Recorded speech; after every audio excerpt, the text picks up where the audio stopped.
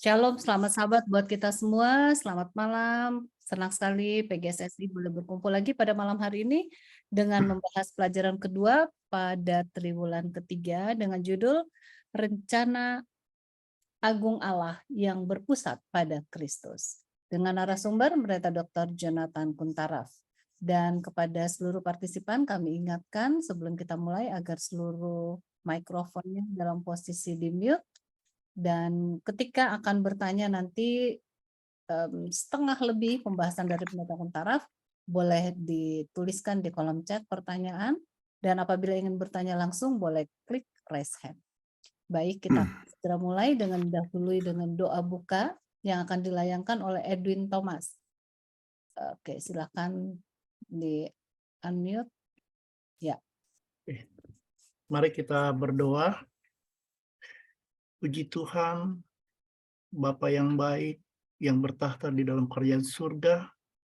Kami sangat bersyukur Tuhan, karena Tuhan sudah mengumpulkan kami di sini untuk mendengarkan pimpinan dari Roh Kudus yang akan dibawakan oleh Pendeta Kuntara. Biarlah pelajaran ini menguatkan kami juga, dan kami boleh membagikan kepada umat-umat Tuhan di masing jemaat-jemaat kami masing-masing. Terpuji nama Tuhan, dalam nama Tuhan Yesus kami mengucap syukur. Amin. Amin. Amin, terima kasih. Oke. Selanjutnya kami silakan kepada Pendeta Dr. Jonathan Kuntaraf untuk membawakan materi pelajaran kita pada malam hari ini. Baik, selamat sahabat saudara-saudara di Indonesia. Selamat pagi untuk mereka yang di Amerika. Saya lihat ini poluan dari California jam 5 pagi di sana. Kemudian untuk yang di Jerman atau Belanda, ya, selamat siang. Baik, saudara-saudara sekalian, saya akan coba share screen untuk pelajaran yang sangat penting ini. Rencana agung, ya, Allah yang berpusat pada Kristus, ya. Kalau Anda mulai bisa saja menanyakan akan judul ini, apa yang maksudnya rencana agung Allah yang berpusat pada Kristus, ya. Orang-orang bisa memberikan pandangan. Kemudian intinya adalah rencana agung Allah, ya, ini adalah rencana keselamatan bagi manusia, ya. Rencana keselamatan bagi keselamatan manusia. Dan untuk itu, ya, saya tidak tahu kenapa ini kok oke.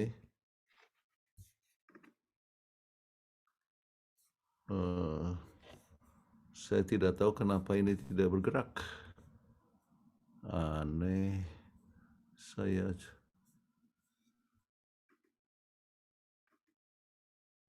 oke. Oh, sorry. Saya harus ini.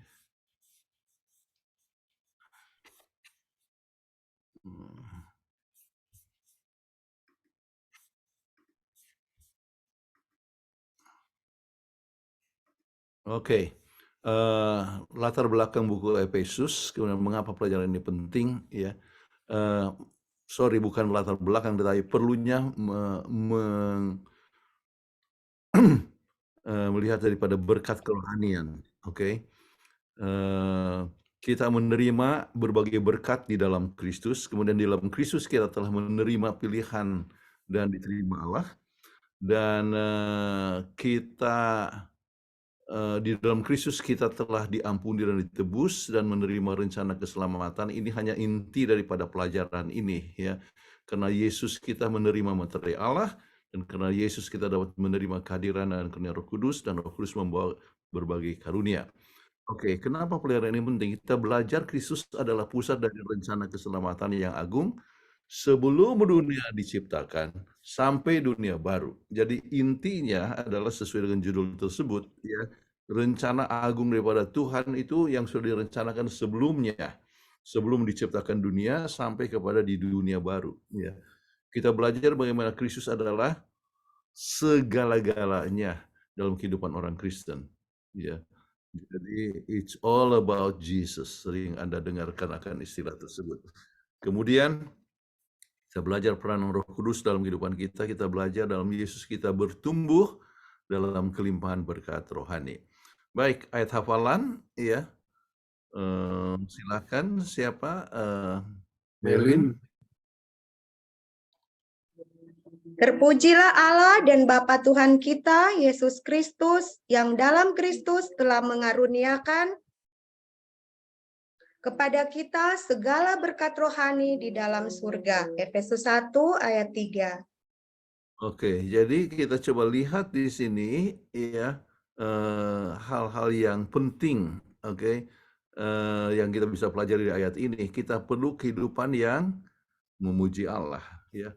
Adanya kesatuan antara Allah Bapa dan Yesus. Kemudian Kristus memberikan kasih karunia dan Kristus adalah sumber berkat rohani dari surga. Oke. Kemudian garis besar pelajaran diberkati dengan berbagai berkat rohani, kemudian ditebus melalui darah Kristus dan dimeteraikan oleh Roh Kudus. Ini 3 poin yang sangat penting untuk dipelajari. Nah, sekarang berkat-berkat apa yang diperoleh melalui Yesus Kristus juru selamat kita? Sesuai dengan Efesus 1 ayat 3 sampai 6, silakan Joy. Terpujilah Allah dan Bapa Tuhan kita Yesus Kristus, yang dalam Kristus telah mengaruniakan kepada kita segala berkat rohani di dalam surga. Sebab di dalam Dia Allah telah memilih kita sebelum dunia dijadikan, supaya kita kudus dan tak bercacat di hadapan-Nya. Dalam kasih Ia telah menentukan kita dari semula oleh Yesus Kristus untuk menjadi anak-anak-Nya sesuai dengan kerelaan kehendak-Nya, supaya terpujilah kasih karunia-Nya yang mulia, yang dikaruniakannya kepada kita di dalam Dia yang dikasihi-Nya. Oke, jadi sudah dibacakan ayat ini, bisa dilihat apakah berkat-berkat yang kita peroleh melalui Yesus Kristus, ya. Kita lihat karena berkat rohani, ya, di dalam surga. Oke. Apa itu? Memilih kita. Jadi kita dipilih sebelum dunia dijadikan. Untuk apa? Berkat yang lain adalah supaya kita kudus. Kemudian apalagi berkat itu tak bercacat di hadapannya. Artinya kita dianggap benar oleh sebab Yesus Kristus. Kemudian dalam kasih Ia telah menentukan kita dari semula oleh Yesus Kristus menjadi anak-anak-Nya. Jadi menjadi anak-anak Yesus, menjadi anak-anak Tuhan adalah ya berkat rohani yang lain. Kemudian sesuai dengan kerelaan kehendak-Nya, artinya kita mengikuti rencana Tuhan, yaitu kehendak Allah. Kemudian bisa berkat yang lain bisa memuji akan kasih karunia-Nya yang mulia, ya, yang dikaruniakan kepada kita dalam Dia yang dikasihi-Nya. Jadi itu beberapa poin penting. Baik, apakah yang dimaksudkan Paulus bahwa kita dipilih sebelum dasar dunia diletakkan? Kita lihat ayatnya lagi, Melin. Sebab di dalam Dia Allah telah memilih kita sebelum dunia dijadikan, supaya kita kudus dan tak bercacat di hadapan-Nya. Efesus 1 ayat 4. Nah, jadi apa maksudnya sebelum dasar dunia diletakkan? Ya, kita lihat di sini sebelum dunia dijadikan, sebelum penciptaan dunia, Allah telah memilih manusia di dalam Kristus dan menetapkan manusia untuk berdiri kudus dan tidak bercela di hadapannya. Ya, sebagai putra dan putri Allah yang berharga berdasarkan penciptaan dan penebusan di dalam Kristus. Jadi itu dua kata yang sangat penting sekali, penciptaan dan penebusan.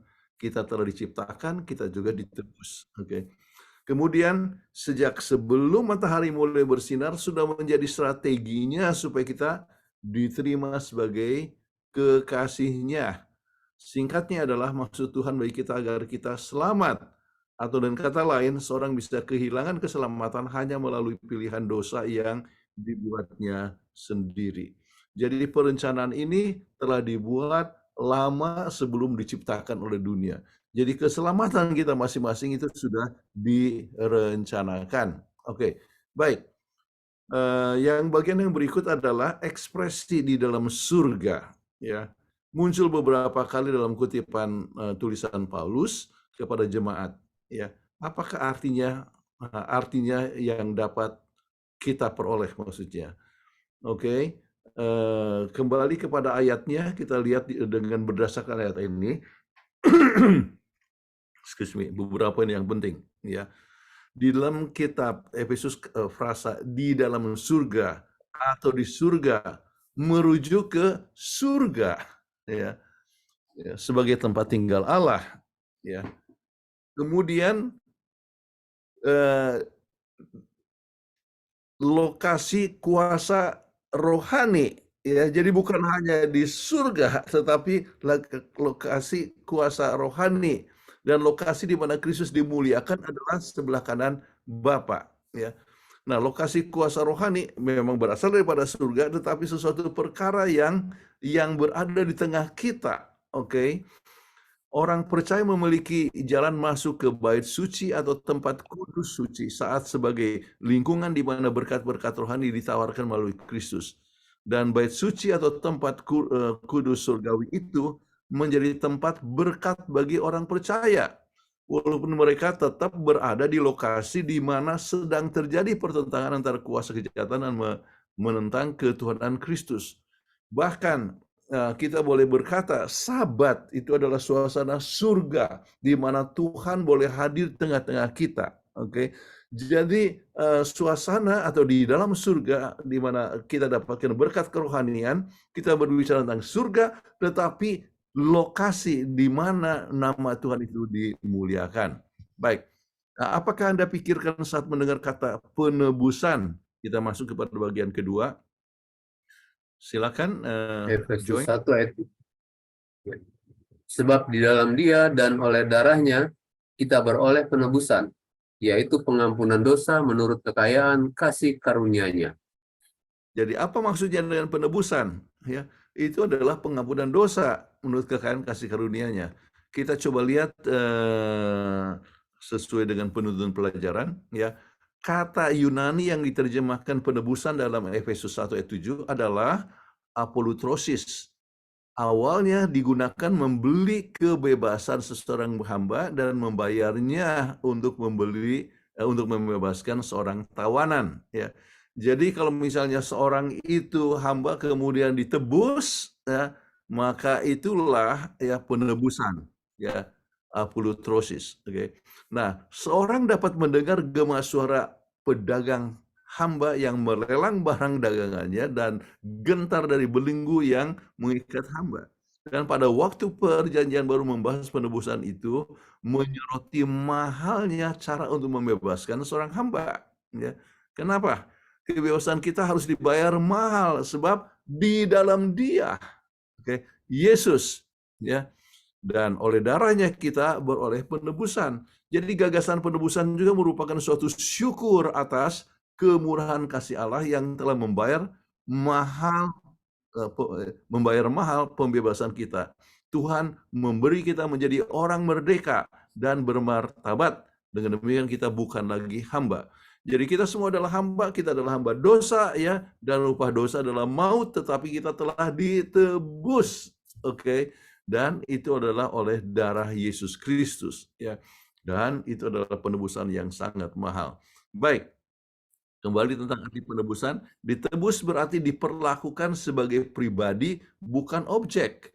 Ya, itu artinya menjadi warga negara surga, bukan menjadi hamba dunia ini. Kemudian perhatikan baik-baik ya, gagasan bahwa Allah telah membayar harga penebusan itu kepada iblis yang merupakan gagasan ya pada abad pertengahan. Ya. Dan ini bukan ajaran Alkitab ya, karena Tuhan tidak berhutang atau membayar apapun kepada iblis ya. Jadi banyak ada pemikiran ya bahwa kita bayar kepada iblis ya. Baik, manfaat Calvary juga termasuk pengampunan dosa. Di kayu salib Kristus menanggung sendiri harga dosa bagi manusia. Ya, baik masa lalu maupun di masa depan dengan menghapuskan surat hutang yang oleh ketentuan-ketentuan hukum mendakwa dan mengancam kita. Ya.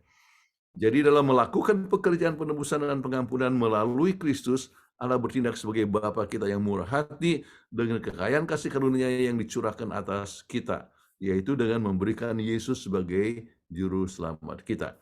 Baik, kemudian bagaimana penebusan tercapai melalui darah Kristus? Silakan. Ia telah melepaskan kita dari kuasa kegelapan dan memindahkan kita ke dalam kerajaan anaknya yang kekasih. Di dalam Dia kita memiliki penebusan kita, yaitu pengampunan dosa.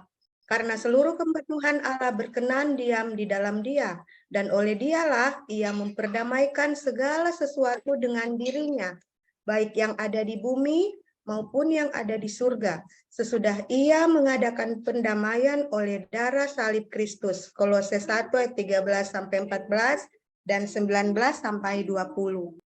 Terima kasih. Jadi kita tahu bahwa upah dosa adalah maut, kita harus mati dan mati untuk selama-lamanya, ya. Dan oleh sebab dosa itu kita hidup dalam satu kegelapan. Tetapi Ia telah melepaskan kita dari kegelapan. Ya, dulu kita melakukan apa saja, ya, kita tidak merasa bersalah, ya, melanggar, itu hidup penuh dan kegelapan. Tetapi kita tahu sekarang kita boleh berjalan sesuai dengan firman Allah, ya, sebab kita tahu bahwa firman Allah adalah satu terang kepada kita, ya. Yesus adalah terang dunia, sehingga kita bukan hanya mengalami pengalaman, artinya pengampunan dosa, ya. Jadi kita diperdamaikan, ya, dengan Dia. Kita berkenan diam di dalam Dia, ya. Kemudian dan kita berdamai oleh sebab siapa? Darah Yesus. Dia yang mati untuk kita. Baik. Apakah kerinduan yang utama dari Allah untuk manusia? Silakan dalam Efesus 1 ayat 8-10. Joy. Yang dilimpahkannya kepada kita dalam segala hikmat dan pengertian. Sebab Ia telah menyatakan rahasia kehendaknya kepada kita sesuai dengan rencana kerelaannya, yaitu rencana kerelaan yang dari semula telah ditetapkannya di dalam Kristus sebagai persiapan kegenapan waktu untuk mempersatukan di dalam Kristus sebagai kepala segala sesuatu, baik yang di surga maupun yang di bumi. Jadi inilah yang dirindukan oleh Tuhan, bagaimana, ya, mempersatukan di dalam Kristus, ya, sebagai kepala. Jadi kan semua kepala itu ada otak, ya, ada kita punya frontal lobe. Jadi lobus frontalis. Jadi yang mengatur pertimbangan dan sebagainya. Jadi anggota tubuh itu haruslah sesuai dengan yang di kepala. Jadi kita bersatu. Jadi selama kita bersatu dengan Yesus, kita akan bersatu satu sama lain. Jadi ada permasalahan, ya, kalau kita bertengkar adalah masalahnya adalah apa? Masalah dengan yang jadi kepala. Ya, artinya masalah dengan Yesus yang menjadi kepala kita. Jadi kalau ada masalah kerohanian, nah itu masalahnya dengan dia oleh sebab hubungan kita yang renggang. Masalah satu sama lain, bertengkar satu sama lain, gosip satu sama lain, itu terjadi oleh sebab, ya, hubungan kita yang bermasalah dengan Yesus. Jadi kalau kita hubungan itu dengan Yesus itu erat, hubungan satu sama lain itu akan baik, ya. Baik. Nah, rencana Tuhan. Allah menggunakan 3 pergolongan untuk rencana Allah. Itu adalah rahasia kehendaknya, rencana kerelaannya, dan persiapan kegenapan waktu. Untuk menyatakan segalanya di mana saja di dalam Yesus, apakah rencana terakhir Tuhan? Kita coba lihat 3 poin ini, oke? Istilahnya, jadi istilah yang Paulus gunakan untuk menggambarkan rencana ini adalah, ya, anakephaliosatai, ya, atau mengarahkan atau menyimpulkan segala sesuatu di dalam Kristus. Dalam praktek akuntansi yang lama, Anda akan menjumlahkan kolom angka dan menempatkan totalnya di atas. Ya, Yesus mengepalai rencana akhir Tuhan. Kemudian, rencana yang berpusat pada Kristus dibuat sebelum dunia dijadikan dan begitu luas sehingga mencakup semua waktu, ya, kegenapan waktu dan ruang, ya, baik yang di surga maupun di bumi. Jadi Paulus mengumumkan kesatuan dalam Kristus sebagai tujuan ilahi yang agung bagi alam semesta, ya. Jadi ini berbicara kepada masalah waktunya, ya, kemudian di mana, oke. Jadi kan kadang-kadang apa, ya, kita sebutkan ada apa, kemudian di mana, ya, kemudian kapan, oke. Jadi kita mencakup ini keseluruhan, oke.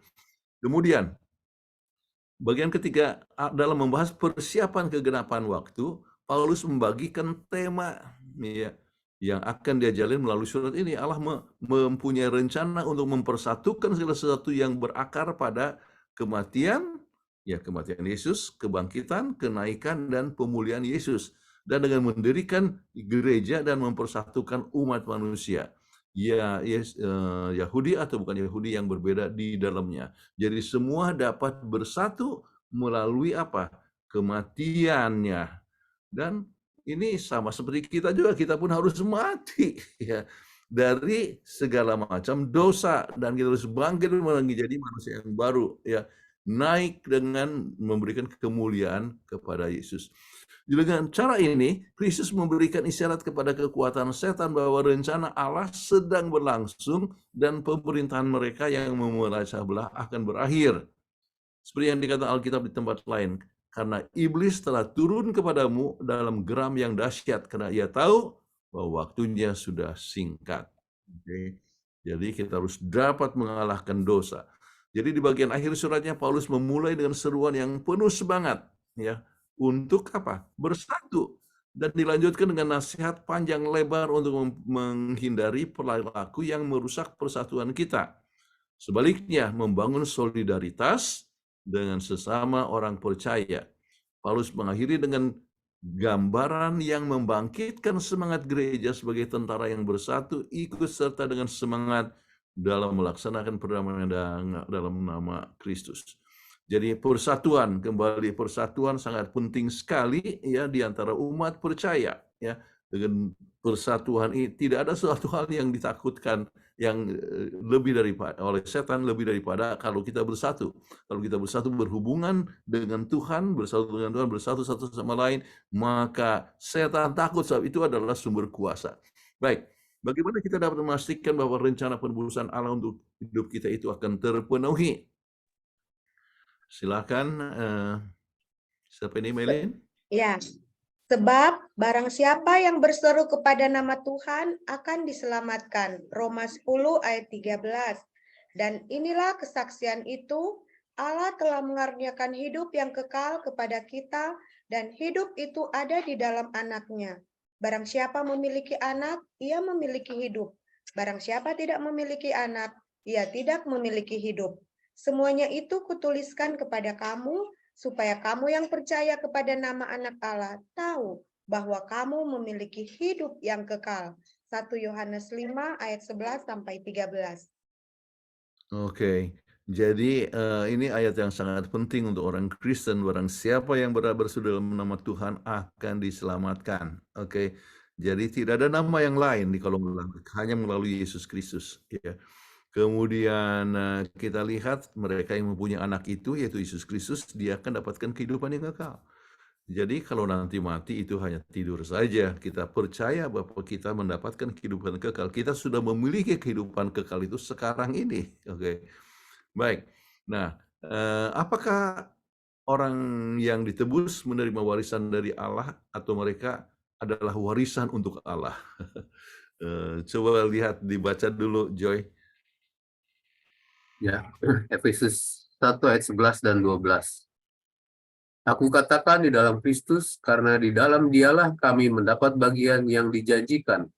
Kami yang dari semula ditentukan untuk menerima bagian itu sesuai dengan maksud Allah, yang di dalam segala sesuatu bekerja menurut keputusan kehendak-Nya, supaya kami yang sebelumnya telah menaruh harapan pada Kristus boleh menjadi puji-pujian bagi kemuliaan-Nya. Oke. Nah, sekarang kembali kepada pertanyaan ini. Ini tricky question, ya. Apakah orang ditebus menerima warisan dari Allah atau mereka adalah warisan untuk Allah? Bagaimana? Nah, kalau kita lihat di sini, ya, kita dapatkan bahwa kita mendapat bagian yang dijanjikan. Artinya apa? Kita menerima warisan. Tetapi puji-pujian bagi kemuliaannya, itu warisan ya untuk memuliakan akan nama Allah. Jadi kalau begitu, berdasarkan pertanyaan ini meliputi kepada keduanya. Ya. Jadi menerima warisan, kita juga adalah warisan untuk Allah. Ya. Jangan pernah lupa ya. Oleh sebab anugerahnya kita mendapatkan keselamatan, dan keselamatan itu juga memberikan kemuliaan bagi Tuhan sebab menunjukkan Allah itu adil. Oke. Allah itu adil, Allah itu kasih, sebab kalau seandainya orang tidak menerima Yesus, menunjukkan bahwa Allah tidak ada, Tuhan memberikan hukum yang tidak bisa diturut oleh manusia. Ya, ini adalah konsep yang penting dalam the great controversy, ya, yaitu pergolakan sepanjang zaman yang tuduhan setan bahwa Allah tidak adil. Tetapi dengan menerima Dia dan hidup kita memuliakan Dia, maka kita pun menjadi artinya warisan untuk Allah, tetapi kita juga menerima warisan dari Allah. Ini penting sekali. Baik, mengapa sangat penting untuk mengingat bahwa warisan itu tidak bisa didapat dengan usaha? Baik, kita kembali kepada Efesus 2 ayat 8 dan 10. Silakan, Melin. Sebab karena kasih karunia kamu diselamatkan oleh iman. Itu bukan hasil usahamu, tetapi pemberian Allah. Itu bukan hasil pekerjaanmu. Jangan ada orang yang memegahkan diri. Karena kita ini buatan Allah, diciptakan dalam Kristus Yesus untuk melakukan pekerjaan baik yang dipersiapkan Allah sebelumnya. Ia mau supaya kita hidup di dalamnya. Oke, terima kasih. Sekarang kita mau tanya, bagaimana kita bisa dapat warisan? Ya. Apakah saya berusaha untuk mendapatkan warisan? Tidak, ya. Warisan itu diperoleh melalui hubungan, kan? Ya. Ya, misalnya saudara Munte di sini, ya. Dapatkan warisan, ya, saat misalnya orang tua meninggal, ya, mendapatkan warisan. Kenapa? Oleh sebab hubungan. Dan tidak bisa saudara Munte untuk berusaha untuk mendapatkan warisan, ya. Enggak, saya tidak bisa berusaha untuk mendapatkan warisan dari keluarga Munte. Ya, saya bisa dapatkan warisan misalnya dari saya punya orang tua, oke. Jadi oleh sebab hubungan, jadi bukan oleh sebab usaha. Itulah sebabnya dikatakan oleh sebab kasih karunia kamu diselamatkan, oke. Kenapa? Oleh sebab kita punya hubungan dengan sumber kasih karunia, yaitu Yesus yang menjadi pusat itu. Jadi kalau kita punya hubungan dengan Yesus, kita akan dapatkan warisan. Dan kita akan menghasilkan juga perbuatan yang baik oleh sebab Roh Tuhan yang bekerja di dalam hidup kita. Baik, sekarang kita coba lihat bagaimana mungkin untuk hidup memuji kemuliaannya sebagai sambutan kepada kasih karunia penebusannya yang ajaib. Joy? Ya, Matius 5 ayat 14 sampai 16. Kamu adalah terang dunia. Kota yang terletak di atas gunung tidak mungkin tersembunyi. Lagi pula, orang tidak menyalakan pelita lalu meletakkannya di bawah gantang, melainkan di atas kaki dian sehingga menerangi semua orang di dalam rumah itu. Demikianlah hendaknya terangmu bercahaya di depan orang, supaya mereka melihat perbuatanmu yang baik dan memuliakan Bapamu yang di surga. Jadi kita bisa hidup memuji kemuliaannya dengan menjadi terang, ya. Sebab dengan menjadi terang maka orang akan bisa memuliakan nama Tuhan yang di surga. Kenapa? Sebab sebetulnya kita tidak punya terang itu, ya. Walaupun Tuhan Yesus katakan kamu adalah terang dunia, itu oleh sebab sudah berhubungan dengan Yesus. Yesus adalah terang dunia. Oke. Jadi kita hanya merefleksikan terang itu yang dari Tuhan. Oke. Kalau kita berhubungan dengan terang, kita akan bisa menjadi terang. Selama kita berhubungan dengan Tuhan, selamanya kita menjadi terang. Tetapi kalau kita tidak berhubungan dengan Tuhan, maka kita tidak bisa menjadi terang. Ingat, kita tidak bisa memberikan apa yang kita tidak miliki. Ya. Jadi untuk supaya ya memiliki supaya bisa membagikan apa yang kita miliki, kita harus memiliki, dan itu memiliki Yesus, terang itu. Oke. Baik. Apakah yang cara terbaik untuk membagikan rencana penebusan ini kepada orang lain? Ya, ini adalah satu hal yang perlu diingat ya, dengan sendirinya dengan menjadi terang melalui kehidupan kita. Dan kalau orang sudah menerima akan terang itu, maka ia tidak akan tinggal diam, akan selalu siap untuk membagikannya. Tetapi kita harus berhati-hati, jangan sampai membuat orang tersinggung ya. Harus ada hukumnya, the law of the minds ya. Kadang-kadang ya orang known from known to unknown misalnya. Kita harus mulai dengan apa yang dia tahu lebih dahulu, kemudian baru membagikan apa yang mereka tidak tahu ya. Jadi proses-prosesnya yang sangat penting di dalam menjadi terang. Baik, kita masuk kepada bagian akhir, yaitu dimenteraikan oleh Roh Kudus. Janji apakah yang Yesus telah berikan kepada murid-muridnya mengenai pelayanan Roh Kudus? Silakan. Jikalau kamu mengasihi aku, kamu akan menuruti segala perintahku. Aku akan minta kepada Bapa, dan ia akan memberikan kepadamu seorang penolong yang lain, supaya ia menyertai kamu selama-lamanya, yaitu Roh kebenaran. Dunia tidak dapat menerima dia, sebab dunia tidak melihat dia dan tidak mengenal dia. Tetapi kamu mengenal dia, sebab ia menyertai kamu dan akan diam di dalam kamu. Aku tidak akan meninggalkan kamu sebagai yatim piatu. Aku datang kembali kepadamu. Yohanes 14 ayat 15-18. Terima kasih. Jadi kembali ya, rencana keselamatan itu dari kemana? Dari surga. Sebelum diciptakan dunia ini. Sampai kapan? Sampai dunia baru. Nah, dalam masa kita di dunia ini, ya, sesudah kita menerima Yesus, maka dipimpin oleh Roh Kudus, ya, supaya kita berjalan di dalam kebenaran, ya. Tuhan menjanjikan kita, ya.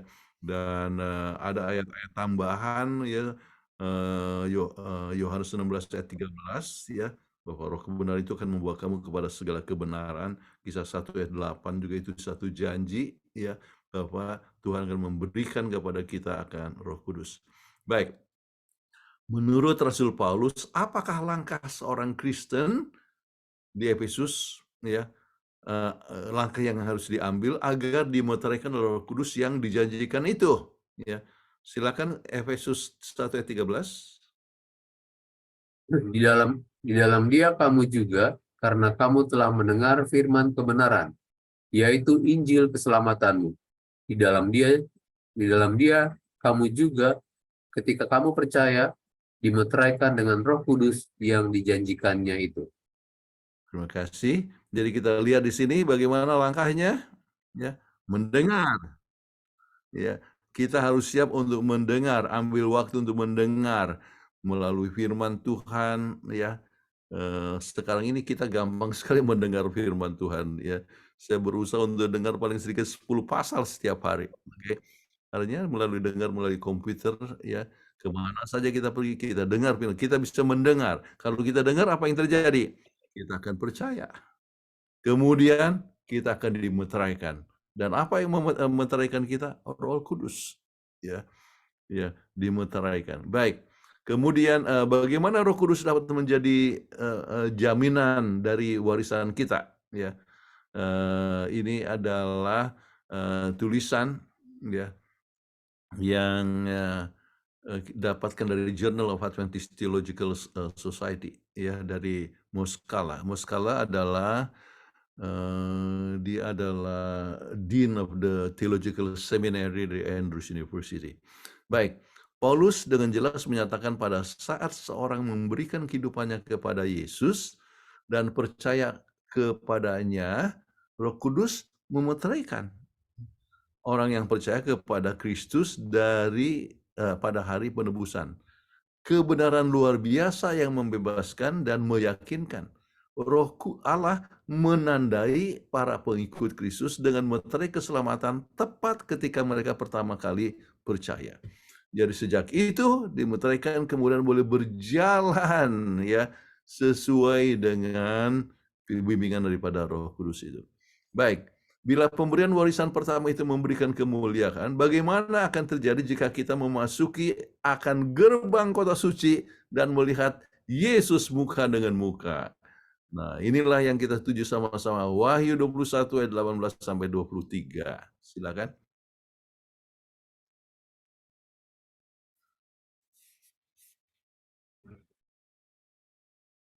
Melin ya? Ini bagian Melin. Om Joy. Oh, saya. Oke. Wahyu 21 ayat 18 sampai 23. Tembok itu terbuat dari permata yaspis, dan kota itu sendiri dari emas tulen, bagaikan kaca murni.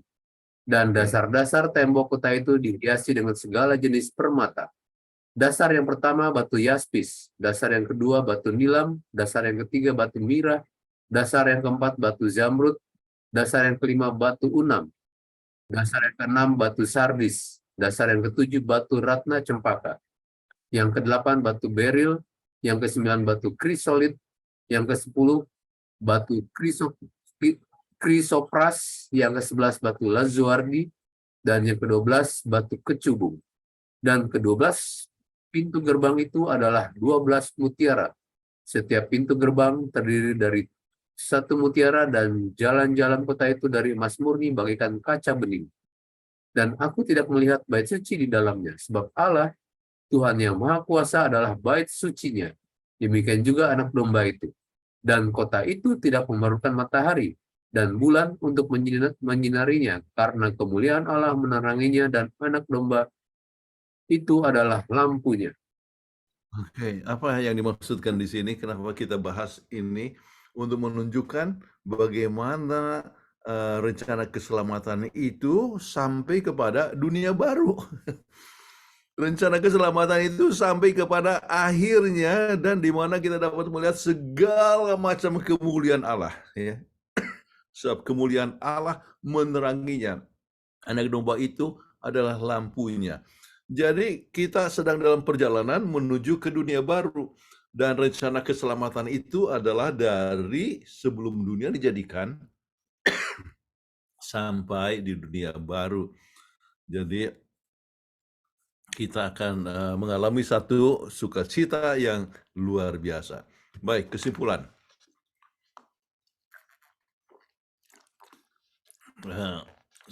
Kalau sebetulnya Anda ambil kesimpulan bagian pertama saya sudah bagus sekali, tapi bisa dirinci dengan lebih lanjut. Misalnya, rencana Allah yang agung, Yesus sebagai pusat, sebelum dunia dijadikan sampai di dunia baru. Ya. Kemudian pelajaran pekan ini berfokus pada bagaimana Paulus mengajar jemaat Efesus, dan buat kita juga menghitung berkat-berkat yang diberikan Tuhan. Oke. Bukan hanya berkat-berkat yang kita anggap penting, tetapi berkat-berkat nyata yang sangat dibutuhkan umat manusia. Allah melalui Paulus menekankan bahwa Ia memberikan berkat-berkat itu kepada kita di dalam Kristus. Sebelum saya lupa, banyak lagi berkat-berkat yang kita tidak sebutkan di sini, ya. Berkat sukacita, artinya berkat kesehatan, ya, berkat punya persahabatan dalam umat Tuhan, berkat dari itu semua adalah berkat-berkat, tetapi kita lihat kepada berkat-berkat kerohanian yang kita sudah bahas barusan. Baik, di dalam Kristus kita telah dipilih dan diterima oleh Allah. Ini adalah salah satu berkat, ya. Kita adalah miliknya dan Dia milik kita. Itu adalah berkat. Allah menghargai dan menganggap kita sebagai milik pusakanya, dan kita menghargai dan menganggap Dia sebagai milik pusaka kita. Oke. Jadi kembali satu hal yang timbal balik dalam memberikan kemuliaan bagi nama Allah. Kemudian kita di dalam Kristus kita telah diampuni, ya, dan kita menerima rencana keselamatan tertinggi dari Allah. Jadi dalam Kristus umat manusia memiliki satu-satunya kesempatan untuk bersatu dan harmonis. Di dalam Kristus kita ini berbicara tentang harmonis antara hubungan satu sama lain. Itu hanya mungkin terjadi, ya, dengan bila kita berhubungan dengan Yesus. Dalam Kristus kita hidup dan penuh sukacita dan pujian. Karena Kristus kita menerima meterai Allah dan mencicipi keselamatan kekal. Karena Kristus kita dapat menerima kehadiran dan karunia Roh Kudus. Karena Kristus, ya, karunia Kristus, Allah bersifat rohani, ya, dan terutama dalam arti bahwa Roh Kudus memberikannya kepada kita. Kemudian Roh Kudus membawa karunia ini kepada kita dari Allah surga. Semua kekayaan ini adalah pemberian Allah kepada kita semua, dan kita tidak mungkin dengan bekerja untuk mendapatkannya. Kembali, warisan adalah hasil daripada apa? Hubungan, bukan oleh sebab suatu usaha. Oke, adalah Allah yang memberikan karunia-karunia ini kepada kita dengan cuma-cuma dari hatinya yang penuh dengan kasih. Ya, luar biasa. Ya, dalam keadaan kita yang sebetulnya tidak berarti, namun Tuhan lihat dan membuat kita menjadi berarti. Ya. Semua orang yang menerima karunia-karunia Allah ini dipersiapkan untuk dimeteraikan dan merasakan lebih dahulu berkat-berkat kekal dari kerajaannya. Baik, dan sekarang untuk pertanyaan aplikasi secara pribadi atau ke dalam kelas. Apakah kita sudah menikmati berkat-berkat rohani yang Paulus sebutkan dalam kepada sidang Efesus itu? Apa kita sudah menikmati? Ya. Apa kita sudah mengalami kehidupan yang kekal? Ya, sehingga kita boleh selalu bersuka cita. Ya, ada kutipan yang menyebutkan bahwa orang Kristen yang sedih-sedih adalah bahan ketawaan setan. Ya, menunjukkan bahwa kuasa Tuhan itu tidak cukup kuat untuk mengubah kita menjadi sukacita. Jadi kalau kita sudah mempunyai kehidupan kekal, kita akan mempunyai sukacita. Bagaimana agar jemaat dapat merasakan kehadiran Roh Kudus saat berbakti, waktu melakukan evangelisasi atau melakukan pembinaan kerohanian? Saya percaya bahwa diperlukan doa yang sungguh, ya, sehingga dengan doa itu maka menyatukan kita dalam berbakti, dalam evangelisasi ataupun pembinaan kerohanian. Ya. Jadi doa itu sangat penting sekali yang harus dialami oleh setiap orang. Bagaimana agar Allah bukan hanya sekedar konsep, tetapi satu pengalaman hidup setiap hari. Ya. Penting kata yang saya sebutkan tadi adalah hubungan, ya, relationship. Ya. Kalau selama kita berhubungan dengan Tuhan, ya, mempunyai hubungan itu, maka itu menjadi pengalaman bagi kita, ya. Bukan hanya sekedar konsep, ya, tetapi satu pengalaman. Baik, saya lihat ya hanya 121 orang, oleh sebab katanya banyak yang KKR, tetapi terima kasih sudah mengikuti dari awal. Dan sekarang waktu untuk tanya jawab. Iya. Terima kasih Pendeta sudah memberikan pelajaran yang begitu baik untuk kita pelajari bersama-sama nanti, dan khususnya besok kita akan berdiskusi di kelas sekolah sahabat kita masing-masing. Dan saya ingin mengucapkan terima kasih kepada seluruh partisipan yang sudah hadir, dan khususnya mereka yang belum belajar sekolah sahabat. Kita belajar bersama-sama di sini firman Tuhan, ya. Baik, Pendeta, ada beberapa pertanyaan, dan bagi mereka yang belum menuliskan pertanyaan, silakan tuliskan pertanyaan Anda di kolom chat, nanti saya akan bacakan. Dan bagi mereka yang ingin bertanya langsung, silakan klik raise hand, nanti akan kami panggilkan. Baik, Pendeta, sebelum sesi tanya jawab ini atau nanti doa tutup, ya, ada permohonan dari Pendeta dari John Parhusip. Sisipkan dalam doa, Pendeta Muda Asyir Sitanggang mengalami kecelakaan motor. Ya, nanti kita doakan sekalian di doa tutup begitu ya. Oke. Pertanyaan selanjutnya dari M. Silalahi. Apakah kita bisa hidup saat ini menuju ke karakter Yesus dan lepas dari dosa 100% sebelum Yesus datang? Saya ingin katakan bahwa kita membentuk tabiat Yesus, ya. Jadi kalau Anda mengasihi, menolong akan orang, ya, itu artinya tabiat Yesus. Kalau Anda mendengar seorang yang memerlukan pertolongan dan Anda memberikan, misalnya dia lapar, kemudian Anda memberikan beras, itu adalah karakter Yesus. Namun karakter Yesus itu adalah sesuatu perkara yang perlu untuk dikembangkan dalam hidup kita. Ya. Nah, apakah mungkin kita bisa 100% ya lepas daripada dosa, artinya lepas dari dosa 100% sebelum Yesus datang, ya. Ini ada teori yang katakan bahwa kita harus betul-betul sempurna lepas dari dosa, ya, 100% sehingga kita baru siap untuk Yesus datang. Nah, kata sempurna itu bukan berarti sinless, bukan berarti lepas dosa 100%. Kata perfect digunakan untuk Ayub, ya, tapi bukan berarti Ayub sempurna. Kata sempurna digunakan juga untuk Nuh, tetapi bukan berarti Nuh tidak pernah bersalah. Ya. Jadi kita tahu apa yang terjadi, Nuh pernah mabuk juga, ya. Jadi kalau begitu, sempurna di dalam Alkitab bukan berarti sinless, ya. Apakah itu mungkin sebelum sebelum Yesus datang kita betul-betul 100% sinless, ya? Jawabannya adalah saya ragukan. Kenapa? Sebab kita punya pikiran, ya. Tidak selamanya dosa itu adalah satu perkara yang kita lakukan. Sesuatu yang kita sempat pikirkan saja sudah merupakan suatu dosa kepada kita, ya. Jadi kalau kita lihat kepada tulisan Roh Nubuat, kita akan dapatkan bahwa kesempurnaan itu kita peroleh, ya, sesudah kedatangan Yesus, justru, ya. Yaitu sesudah kita diubahkan sehingga kita mempunyai tubuh yang tidak akan pernah binasa dengan pikiran surgawi dan tidak ada lagi keinginan-keinginan. Sebab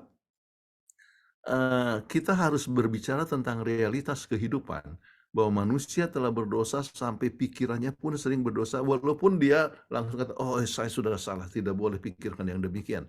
Tetapi pikiran yang salah itu bisa muncul dari waktu ke waktu. Dengan dasar itu, maka para theologian mengatakan bahwa sinless perfection, yaitu 100% lepas dari dosa, itu adalah tiba saatnya waktu Yesus datang. Namun, kita tidak usah takut langsung, aduh saya masih ada pikiran yang salah, saya masih melakukan dosa. Saudara-saudara sekalian, yang sangat penting adalah kita mempunyai pikiran Yesus dalam arti kita bertumbuh di dalam setiap kerohanian, dalam, ya, pengalaman hidup. Kalau kita sekali-sekali jatuh, apa yang dikatakan oleh Roh Nubuat dalam buku Step to Christ adalah Tuhan itu menilai kita berdasarkan, ya, kecenderungan kita itu bagaimana. Apakah kita naik, ya, kemudian mungkin jatuh, naik lagi, jatuh lagi, naik. Jadi kita mau supaya kecenderungan kita itu adalah naik, ya. Jadi Tuhan akan menilai kita sesuai dengan kecenderungan dan kerinduan hati kita masing-masing. Kita sudah terima Yesus, naik, tapi mungkin oleh sebab suatu kelemahan, ya, jatuh, tapi kita bertobat lagi jatuh. Nah, itulah yang Tuhan kehendaki. Mudah-mudahan ini bisa menolong Saudara M. Silalahi, ya, dengan pertanyaannya. Baik, terima kasih Pendeta dan semoga sudah terjawab pertanyaannya. Oke, selanjutnya pertanyaan dari Bernardus Kaja. Selamat sahabat Bu Peggy dan Pendeta Kuntara. Selamat sahabat. Tadi Pak Pendeta katakan Kristus memberi kasih karunia. Bukankah kasih karunia itu Kristus sendiri? Mohon pencerahannya, Pendeta. Oh ya, ya, Yesus juga artinya Yesus memberikan dirinya sendiri, dan artinya Yesus memberikan kasih karunia. Yesus adalah kasih karunia dan ia memberikan kasih karunia-Nya sendiri. Jadi Yesus Bagus, ini Saudara Kaja. Ini dari Timor, ya. Mm. Baik, Pendeta. Selanjutnya saya akan panggilkan yang raise hand di sini, Ibu Evi Peo. Silakan, Bu Evi.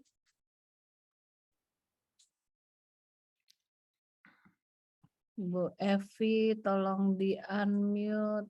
Ya, sudah? Selamat Sabat semua, Pendeta Kuntara, Selamat Ibu sahabat. Peggy, Joy, dan semua. Kalau pelajaran ini sih, oke ya, saya mengerti. Terima kasih Pendeta. Boleh nggak saya mau bertanya tentang penebusan sebelum Tuhan Yesus? Karena itu ditanyakan ke saya nggak bisa jawab. Tentang si kambing hitam itu, kambing Azazel, dari kaum mayoritas bertanya, seakan-akan dosa kita ditanggung oleh iblis gitu, karena Azazel itu kan melambangkan iblis. Gimana tuh Eh, Pendeta? Kalau mau jawab lagi bukan gimana hanya gitu kalau itu, ditanya lagi.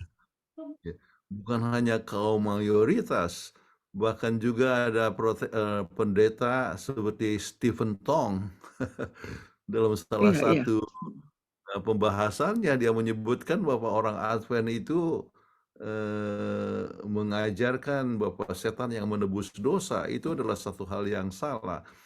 Kan dibuat undi, oke. Ada undi yang melambangkan akan Yesus, yang satu melambangkan setan. Jadi kemudian yang kena yang melambangkan Yesus itu ya, itulah yang disembelih, itulah yang menjadi untuk pengampun dosa kita. Jadi bukan Azazel yang menyelamatkan kita, justru Azazel itu dilemparkan ke padang belantara, melambangkan bahwa satu waktu bahwa setan juga akan dilemparkan ke padang belantara, ya, dalam masa kerajaan 1000 tahun akhirnya dia akan dimusnahkan, ya. Jadi yang menyelamatkan kita adalah Yesus Kristus yang dilambangkan ya dengan binatang yang Sembeli. disembelih, ya. Dan Yesus mati untuk kita. Jadi itulah jawabannya. Oke. Ya, terima kasih Pendeta. Ya, semoga terjawab. Terima kasih Bu Evi. Oke, selanjutnya ada Bapak John Watupongo. Silakan Pak John. John belum buka video ya. Oh, jadi melambangkan satu saat Yesus itu akan. Ya. Ya. Pak John Watupongo, apakah ada di tempat? Silakan Bapak John Watupongo. Baik, oke sebentar. Pak Johnnya, ya Oh ya, silakan. udah. Udah. Sudah. Baik, selamat sahabat semuanya ya, Pak Pendeta. Selamat sahabat.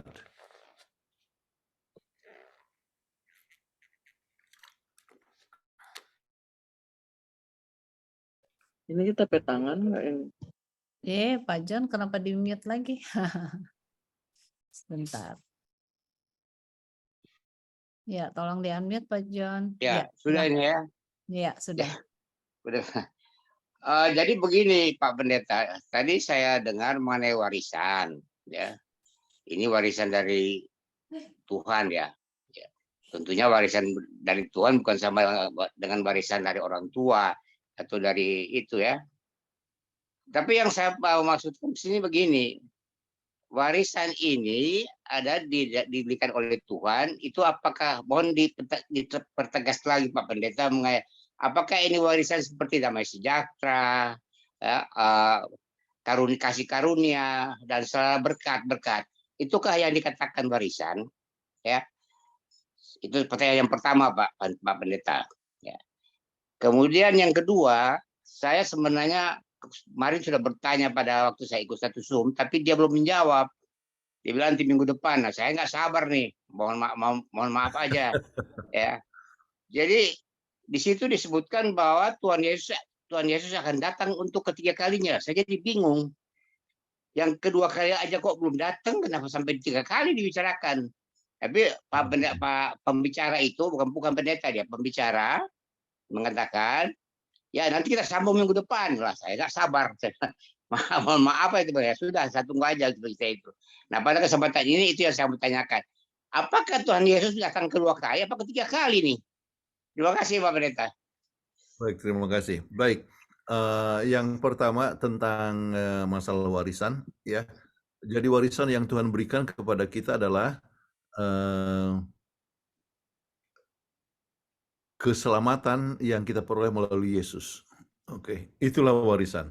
Kemudian hasil daripada warisan itu, ya, adalah, ya, yang disebutkan tadi damai sejahtera, ya, kebahagiaan, sukacita, itu semua adalah hasil daripada, ya, persekutuan dengan Yesus Kristus, di mana dengan itulah yang disebut buah roh. Oke, tetapi warisan itu adalah keselamatan yang Tuhan berikan kepada kita, ya.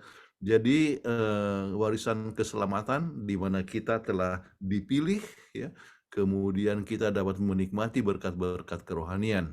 Oke. Baik, dan warisan itu sampai kepada kehidupan bersama dalam kerajaan surga, ya. Jadi mencakup juga berbagai macam sukacita yang kita peroleh, ya, oleh persekutuan dengan Yesus. Baik, itu pertama. Pertanyaan pertama. Pertanyaan yang kedua tentang kedatangan Yesus yang ketiga kali, memang Alkitab berbicara, ya, Yesus datang pertama kali kapan? Di Bethlehem, ya, sekitar 2000 tahun yang lalu. Kemudian dia akan datang lagi, ya, pada saat yang disebut kedatangan yang kedua kali, ya. Dan itu akan terjadi, ya, bisa kapan saja.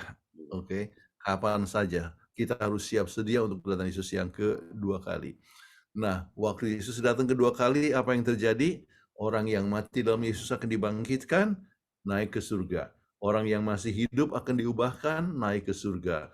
Berapa lama kita di surga? Ya, kalau kita baca kepada Wahyu pasal 21, masanya adalah 1000 tahun.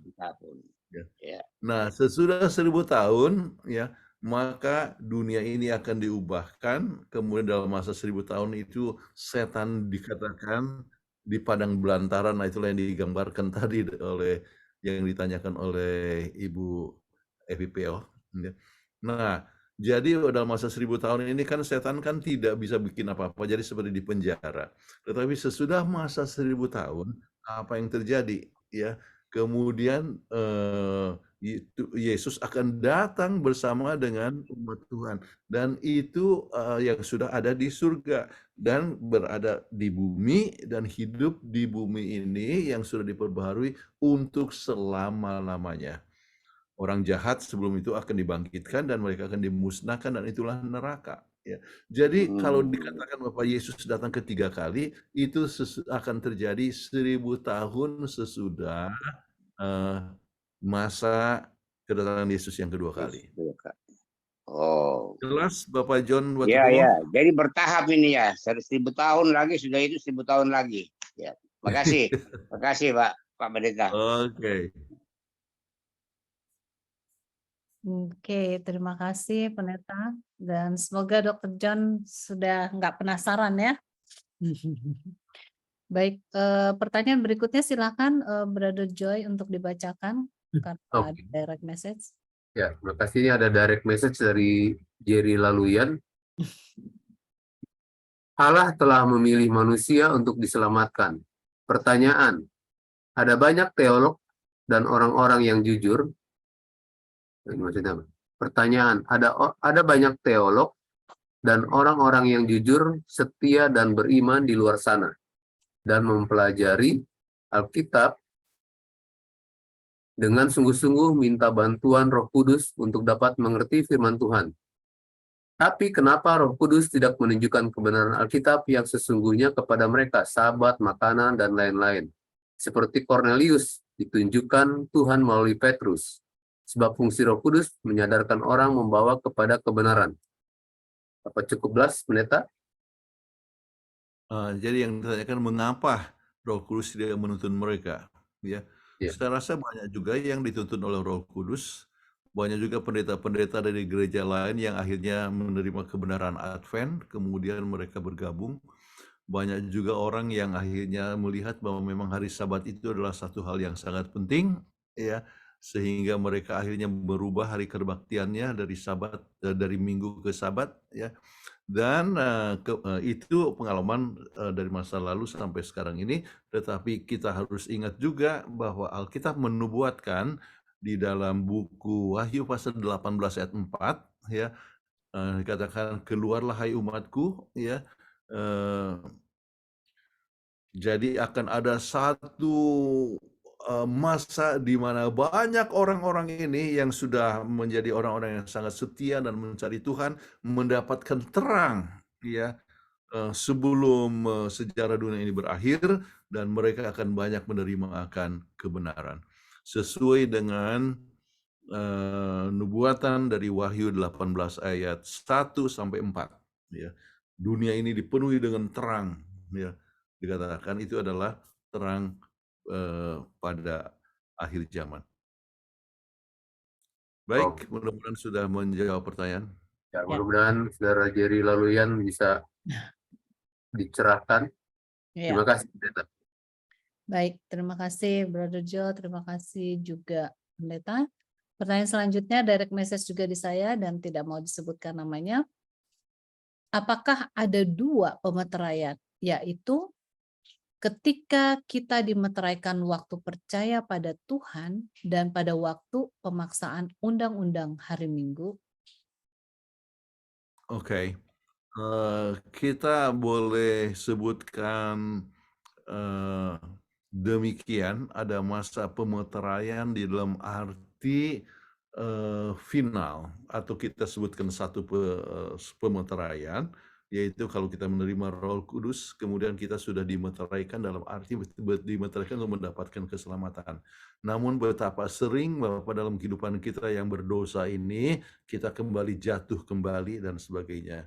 Dan yang memeteraikan tetap adalah Roh Kudus, tetapi dalam masa pemeteraian akhir itu adalah satu masa di mana Roh Nubuat katakan dengan istilah to settle into the truth that we will not be moved. Jadi kita sudah settle, diselesaikan, artinya ditetapkan, dengan kepada kebenaran, dan kita tidak akan goyah lagi, Dan itu adalah satu masa di mana pintu kasihan sudah tertutup, dan di mana orang baik akan bertambah baik dan orang jahat akan bertambah jahat, dan kita sudah dimeteraikan. Jadi itu adalah, kita sebutlah pemeteraian puncak.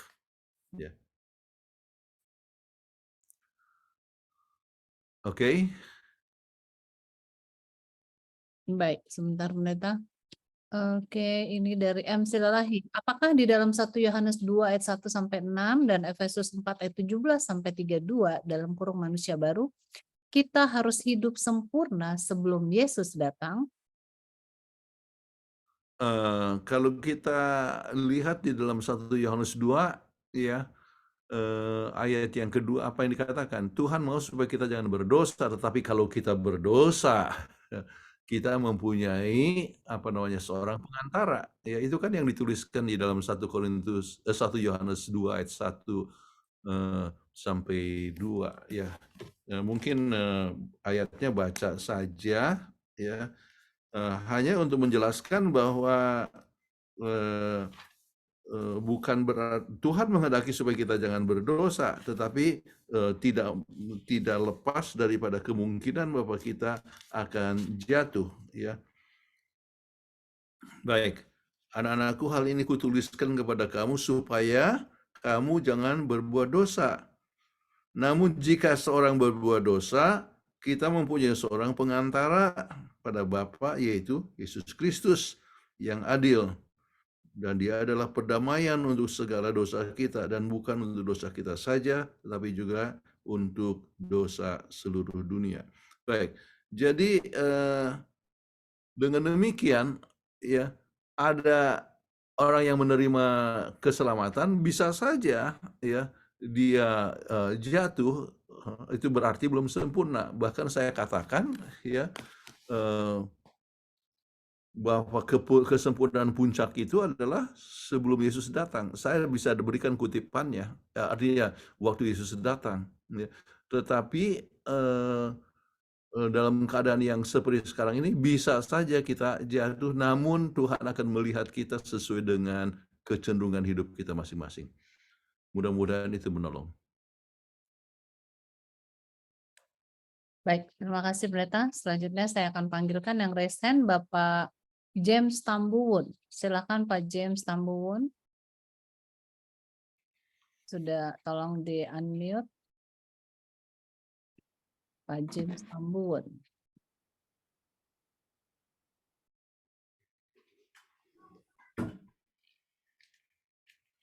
Ya, silakan Pak. Halo, selamat malam sama sahabat Pak Pendeta. Ya, selamat sahabat Bapak James Tambuwun. Saya Apa kabar? bertanya ini Pendeta yang pertanyaan yang di hari Jumat. Yang pertama Pendeta, argumen apakah yang akan Anda tambahkan pada argumen yang diberikan di atas yang mendukung gagasan bahwa Allah tidak memilih sebelum kita diciptakan siapa yang akan diselamatkan dan siapa yang akan hilang? Nah, itu pertama. Kedua, kita sepertinya saya kira kan argumen-argumen orang Kristen kayaknya Roh Kudus itu sepertinya di nomor 2-kan Yesus yang selalu diutamakan. Tapi saya baca di Yohanes 14 itu Yesus sudah menjanjikan seorang penghibur, dialah yang mengisapkan kita. Bahkan ada di organisasi kita, ada dari Advent, malah mereka nggak akui itu, Roh Kudus itu. Katanya dia bukan salah satu oknum dari kalangan. Apa Pendeta mau sampaikan bagi kita semua? Itu, 2 pertanyaan itu Pendeta. Terima kasih.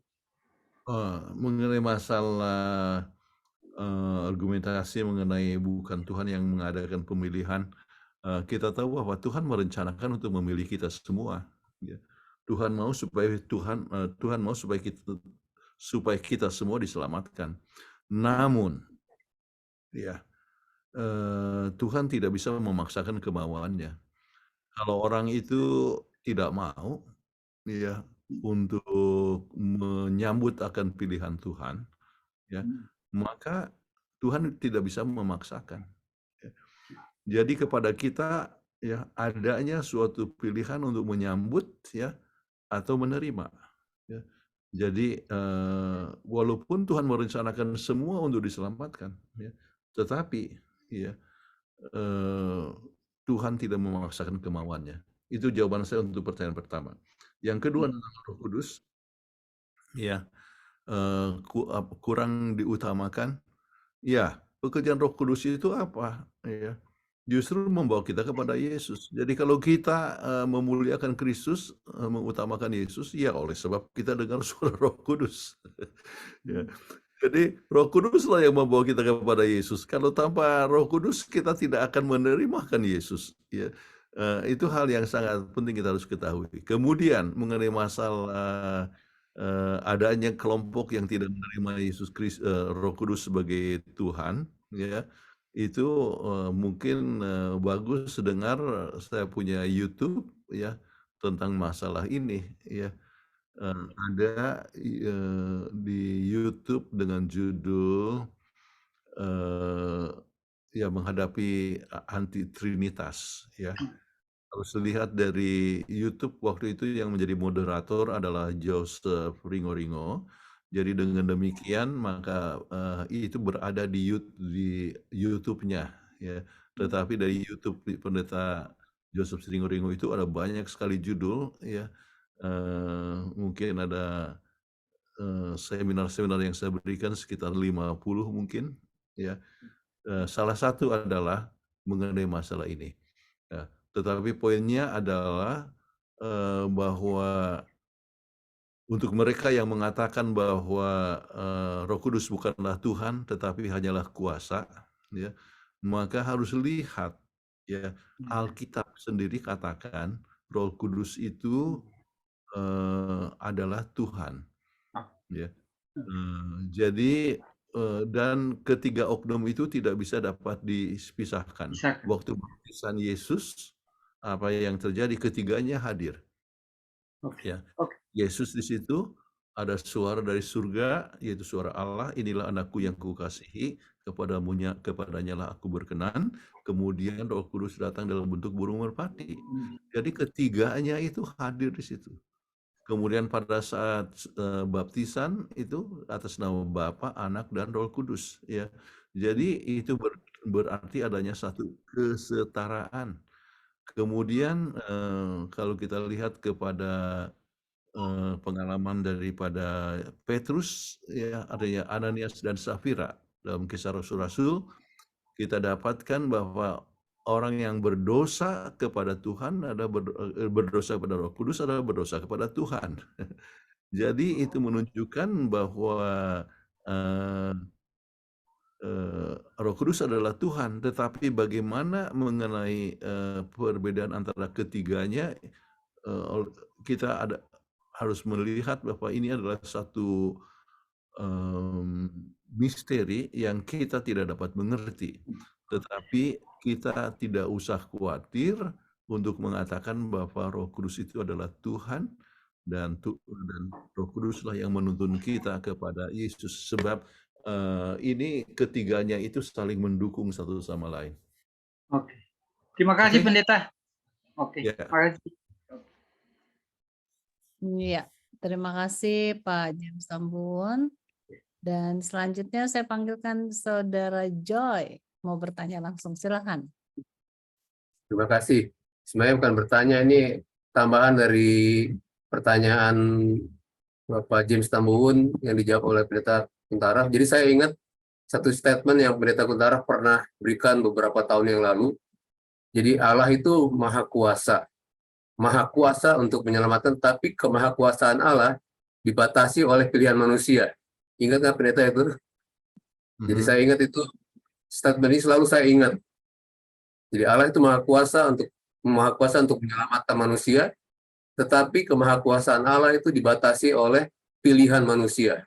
Itu mungkin statement yang saya ingat sampai sekarang, Pendeta pernah menyatakan itu. Terima kasih, Pendeta. Apa waktu itu Joyce sebagai student saya 40 tahun lalu? Ya, anyway, itu adalah. Saya ingat ada KKR, Pendeta pernah mention juga itu, KKR di Jakarta itu. Saya ingat itu. Oke. Ya. Terima kasih sudah ingatkan. Oke. Baik. Ya, Pendeta, pertanyaan tidak ada lagi pertanyaan ya. Ya, tepat waktu kita kali ini. Baik, tidak ada pertanyaan lagi. Terima kasih dan kita akan tutup dengan doa. Tadi ada permintaan dari Bapak Pak Rusip tadi untuk ya, doakan Asyir Sitanggang. Ya, Asyir Sitanggang. Nah, oke, yang Pendeta Muda Asyir Sitanggang ya mengalami kecelakaan. Nah, kalau demikian mohon Pendeta Kuntara yang berdoa ya. Oke, kita berdoa. Bapa kami dalam surga, kami puji nama Tuhan oleh sebab Engkau adalah pencipta, penebus, dan pemelihara kami sekalian. Kami bersyukur oleh sebab anugerah Tuhan. Terima kasih untuk semua kelimpahan berkat rohani yang kami dapat menikmati. Ya, berkat keselamatan dipilih oleh Tuhan, dan bagaimana kami boleh memiliki sukacita, damai sejahtera di dalam Yesus Kristus. Kami bersyukur untuk diskusi yang telah kami adakan ini. Tuhan boleh berkati kepada semua guru sekolah Sabat ya di seluruh dunia, supaya semua boleh mengajarkan semua pelajaran dengan baik dan membawa pertumbuhan kerohanian kepada semua anggota jemaat, sehingga lebih banyak orang yang tersedia untuk kedatangan Yesus yang kedua kali. Kami datang kepada Tuhan juga menyerahkan akan kehidupan kami, dan khususnya kami ingin berdoa untuk pendeta muda Asyir Sitanggang. Engkau mengetahui akan keadaannya, dan kami percaya Bapa, hanya Tuhanlah yang punya kuasa. Engkau sumber kehidupan. Engkau juga adalah dokter di atas segala dokter. Kiranya tangan Tuhan yang ajaib boleh menjamah akan tubuhnya, supaya kesehatannya itu makin lama makin baik. Kiranya kekuatannya dapat pulih kembali, Dan kiranya dan kuasa Tuhan ia kembali sehat dan kembali kepada keluarga dan ia boleh meneruskan pekerjaan Tuhan. Bapa dalam surga, kepadamu saja kami berserah, menyadari tanpa Tuhan kami tidak berdaya apa-apa. Tetapi di dalam Tuhan kami dapatkan sukacita, kami boleh dapatkan kebahagiaan dan juga damai sejahtera.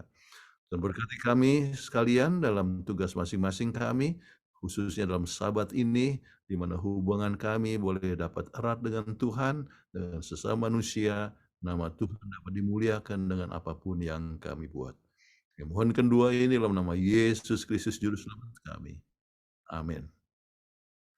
Amin. Terima kasih Pendeta Kuntara. Amin. Dan juga terima kasih kepada Baik, Joy selamat bertugas. maupun Joy dan Melin sudah membacakan ayat Alkitab, dan kita akan bertemu kembali Sabat depan hari Jumat malam di jam yang sama, jam 7 malam waktu Indonesia bagian Barat, dan juga dengan Zoom ID yang sama dan passcode yang sama.